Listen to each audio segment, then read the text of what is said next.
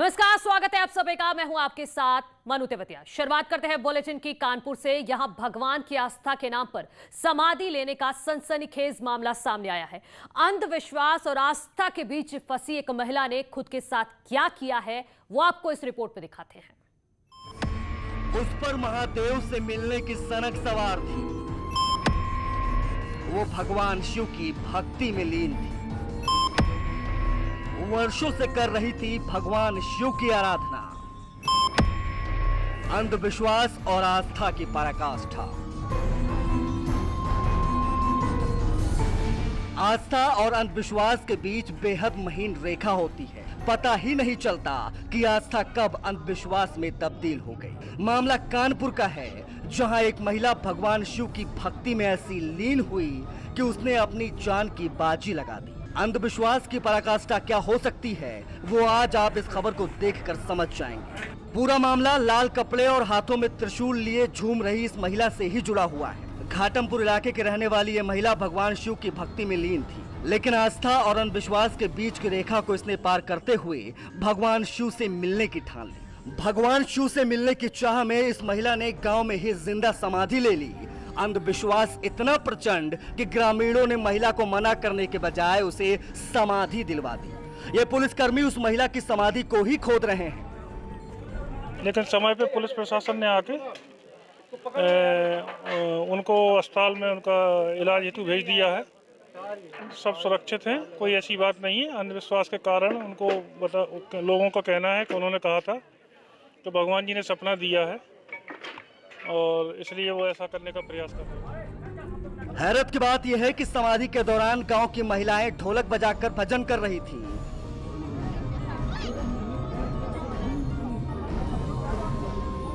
महिला के समाधि लेने के बाद उसे देखने के लिए सैकड़ों की संख्या में ग्रामीण जमा हो गए। ये तस्वीरें सजीती थाना क्षेत्र के मढ़ा गांव की हैं।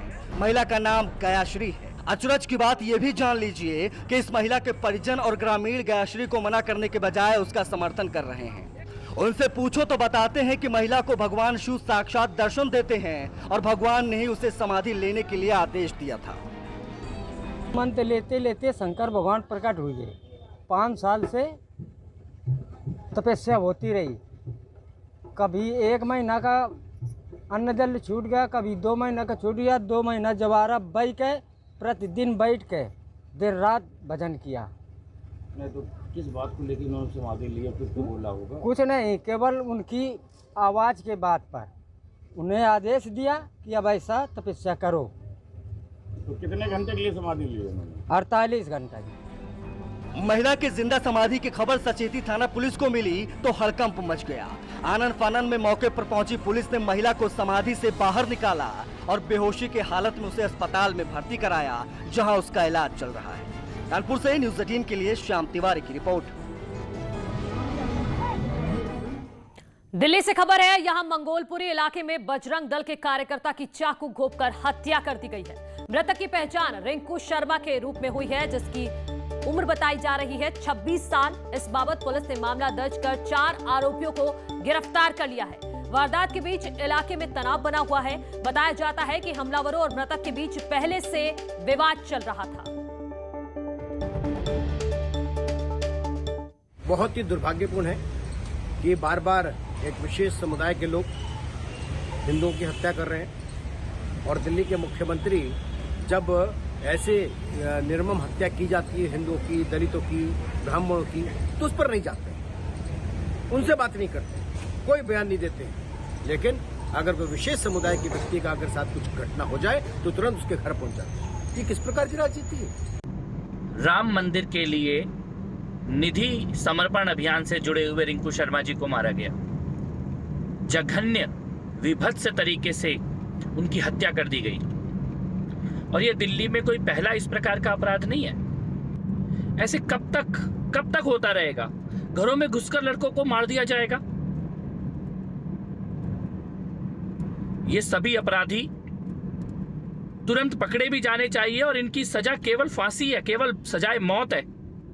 रिंकू शर्मा की कुछ जिहादियों के द्वारा जो निर्मम हत्या की गई वो बहुत दुर्भाग्यपूर्ण है।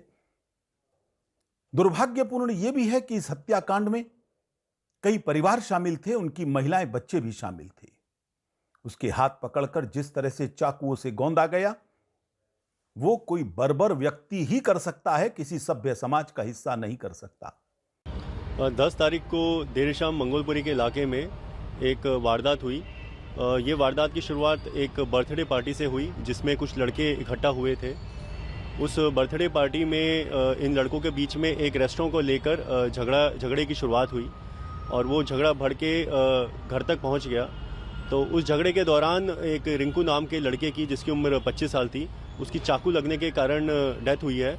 पहले लड़के को चाकू लगा, उसको अस्पताल में भर्ती कराया गया था, दौरान इलाज उसकी डेथ हुई। इसमें हमने रेलिवेंट सेक्शन में तभी एफआईआर दर्ज करके तुरंत कार्रवाई करते हुए स्ट्रॉन्ग एक्शन लिया और सभी चारों जो अपराधी थे उनको अरेस्ट किया है। इस वक्त मैं मंगोलपुरी के के ब्लॉक में हूँ, जहाँ पर रिंकू शर्मा का आवास है। उसके घर के बाहर किस तरह से यहाँ पे लोग जो जुटे हैं वो देख सकते हैं। तमाम जो स्थानीय लोग हैं, आसपास के जो लोग हैं, वो यहाँ पे जुटे हैं और यहाँ पर जिस तरह से बाकायदा अब तमाम जो लोग पहुँच रहे हैं, उनका कहना है कि इस मामले पर उनको न्याय चाहिए। न्याय क्या? तो जिस तरह से बाकायदा इस मामले पर कई लोगों का जो वीडियो है वो देखा गया है, जो उन आरोपियों का वीडियो जो है सीसीटीवी कैमरे में वो देखा गया और उसके बाद इस मामले में हालांकि मौके पे कार्रवाई करते हुए बाकायदा पुलिस ने 4 लोगों को गिरफ्तार भी किया है। लेकिन लोगों से समझते हैं, जो स्थानीय लोग हैं उनसे समझते हैं। कुछ लोग हैं, मैं मोमडनों को नहीं कहता सबको गलत है, लेकिन कुछ मुसलमान भाई ऐसे हैं जिन्होंने ये अपराध किया तो गलत किया है। ऐसा नहीं करना चाहिए था। थप्पड़ चट्टू का झगड़ा हो सकता है, लेकिन किसी के प्राण ले ले, इससे ईश्वर ही माफ नहीं करेगा, समाज भी माफ नहीं करेगा। वो लड़का काफ़ी हिंदुवादी विचारधारा का लड़का था, बहुत एक्टिव था और जिन्होंने अपना इसकी एक्यूज पर्सन ने हत्या करी है वो प्री प्लान्ड अपना हत्या हुई है, जिसमें ताजुद्दीन करके एक आपराधिक प्रवृत्ति का व्यक्ति है और जितनी भी इनलीगल गतिविधियां में इन्वॉल्व रहता है, तो उसकी प्री प्लानिंग के साथ अपना ये जो जघन्य अपना ब्रूटल मर्डर हुआ है। सभी आरोपियों की गिरफ्तारी होनी चाहिए और यहाँ ऐसा माहौल था जैसे मॉब लिंचिंग हो रही है और एक पुलिस के द्वारा जो बर्थडे पार्टी का बनाया जा रहा है, कोई बर्थडे पार्टी थी ही नहीं। और यहाँ पर ये सिर्फ एक बार पहले बाइक यात्रा निकाली गई थी। बाइक यात्रा के माध्यम से इनका जो है ये कहा था कि बाइक यात्रा क्यों निकाल रहे हैं आप, और जय श्री राम के नारे लगाता हुआ वो लड़का यहाँ से गली से जाता था, तो इनको जलन होती थी इस बात की। इन्होंने कहा कि हम तेरे को देख लेंगे। वो देखने का नतीजा ये हुआ कि आज ऐसा काम हो गया कि हमारे बीच में वो बच्चा नहीं रहा है, उस बच्चे को बुरी तरीके से मारा गया है और काफ़ी लोग थे। इस मामले की गंभीरता को देखते हुए पुलिस की टीम लगातार प्रयास कर रही है कि उन तमाम आरोपियों को जल्द से जल्द गिरफ्तार किया जाए। वीडियो जर्नलिस्ट नरेश के साथ शंकर आनंद, न्यूज़ 18 दिल्ली। वहीं बीजेपी के प्रवक्ता संबित पात्रा ने रिंकू हत्याकांड पर ट्वीट करते हुए रिंकू शर्मा का नाम लिखकर जय श्री राम लिखा है।